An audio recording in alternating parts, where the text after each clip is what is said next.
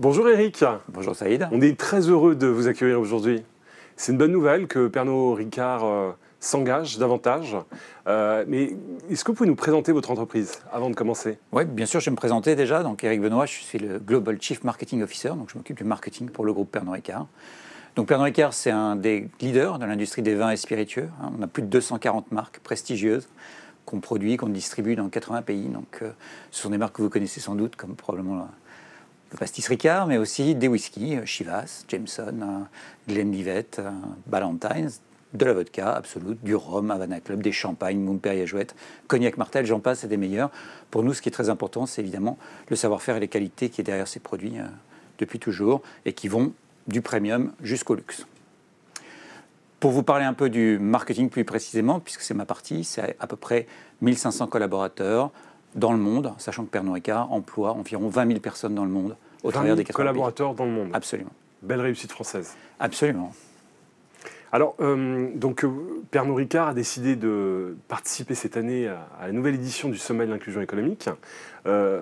Qu'attendez-vous de votre participation cette année? En quoi ça rejoint vos valeurs? Comment ça peut aider votre marque employeur? Alors, au-delà de la qualité du savoir-faire que j'ai mentionné sur nos produits, Pernod Ricard, ça a toujours été et c'est encore une aventure humaine. Et en fait, le slogan de Pernod Ricard, comme vous le savez peut-être, c'est créateur de convivialité. J'adore. Cette convivialité, il ne peut pas y avoir de convivialité sans engagement, sans inclusion, sans responsabilité. Donc c'est très important pour nous et c'est pour ça qu'on s'engage cette année sur le sommet de l'inclusion.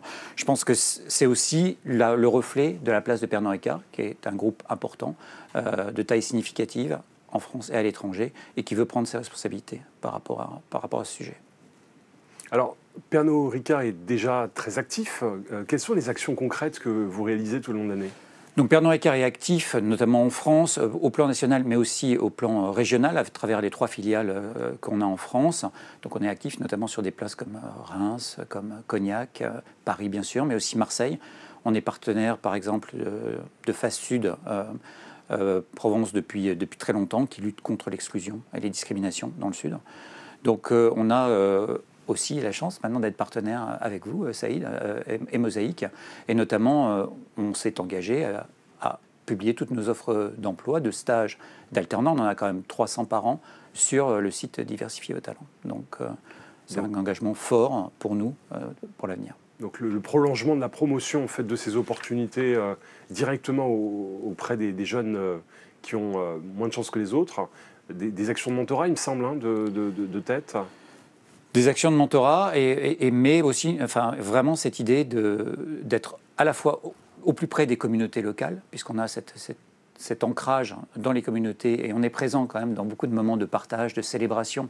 Et donc on est présent dans ces communautés, on peut agir au plus près, mais aussi un vrai engagement sur cette partie recrutement, développement et formation de collaborateurs pour aller vers plus d'inclusion. Alors la thématique 2023, c'est du sommet de l'inclusion économique, c'est la juste place pour tous. C'est une utopie ou pas au sein de notre société? J'espère que non, je pense que vous croyez que non, et moi aussi je pense que bien sûr s'engagent pour l'inclusion des associations, les pouvoirs publics, mais je pense qu'on a tous un rôle à jouer à titre individuel, mais aussi à titre collectif, et les entreprises privées, et notamment les grands groupes comme Pernod Ricard, ont leur place à prendre, et leur engagement, je pense, peut aider à décupler les actions également des associations et des pouvoirs publics. Quels sont les messages que vous avez envie de partager, à la fois pour vos collaborateurs en interne, mais également pour les parties prenantes externes?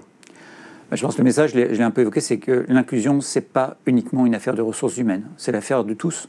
C'est l'affaire de tous ceux qui sont managers d'entreprise. C'est l'affaire de tous ceux qui ont un pouvoir de recruter et de former.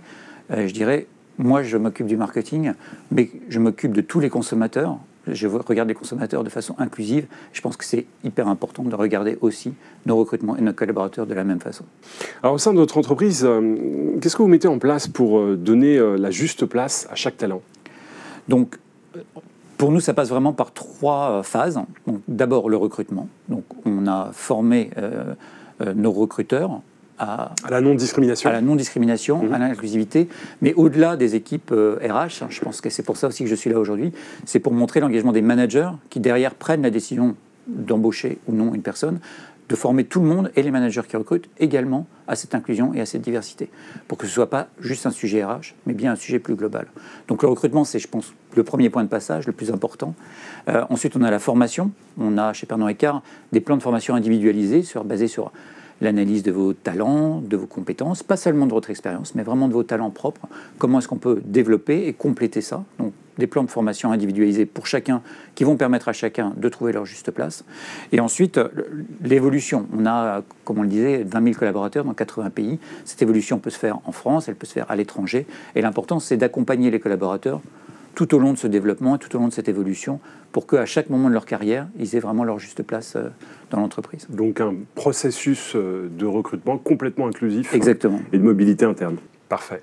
Bah écoutez, un grand merci, merci Eric, pour votre participation. Et puis, je vous donne rendez-vous le 28 novembre prochain. Sans faute, merci. À bientôt. À bientôt.